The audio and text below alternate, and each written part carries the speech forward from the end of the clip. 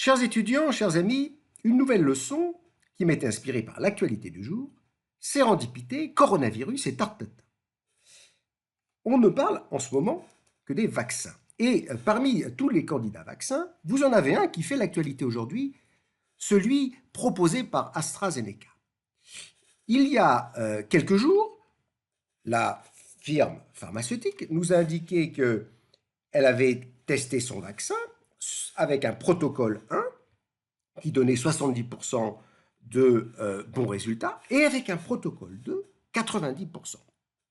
Le protocole 2 consistant à injecter bizarrement la moitié de la dose à la première piqûre.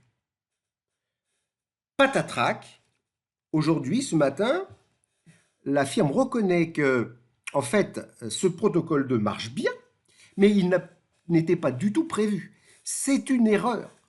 Ils se sont trompés dans les calculs.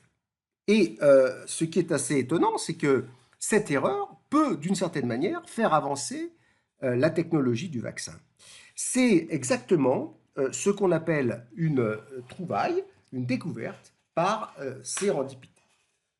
Alors, bien sûr, il y en a dans l'histoire eu plein de découvertes de ce type-là.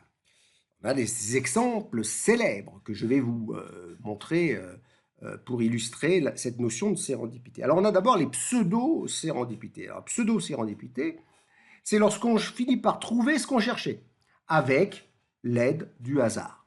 Alors les exemples classiques, on a par exemple ici, si je puis dire, vous voyez, Monsieur Goodyear. Monsieur Goodyear, qui est un chimiste, faisait des études sur le caoutchouc, et malencontreusement, il a fait tomber du latex induit de soufre dans une poêle.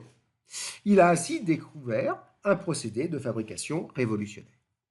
Autre exemple de sérendipité, vous y attendez, Monsieur Archimède, il réfléchissait à la flottaison des bateaux, hein, et il a eu l'éclair intuitif du principe d'Archimède parce qu'il y réfléchissait dans son bain.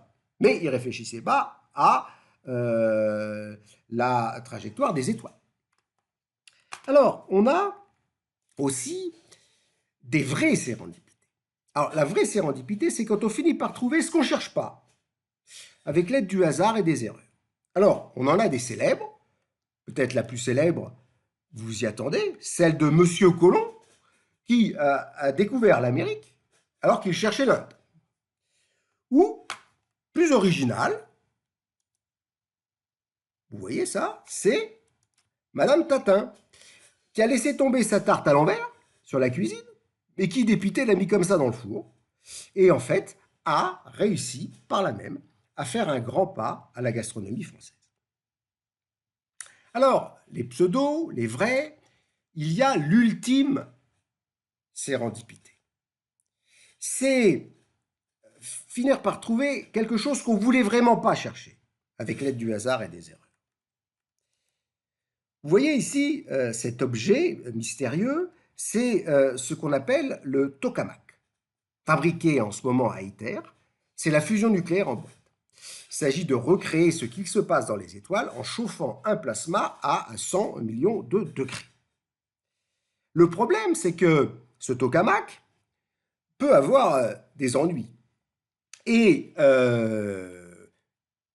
on risque de s'apercevoir que Monsieur Fin du Monde, chef des opérations, s'est trompé dans ses calculs de composition du plasma et a déclenché le phénomène inattendu de trou noir absorbant.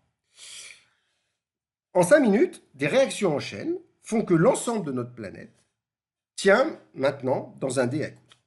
Eh bien, ce fut l'ultime sérendipité, ce fut la dernière invention humaine. Je vous remercie.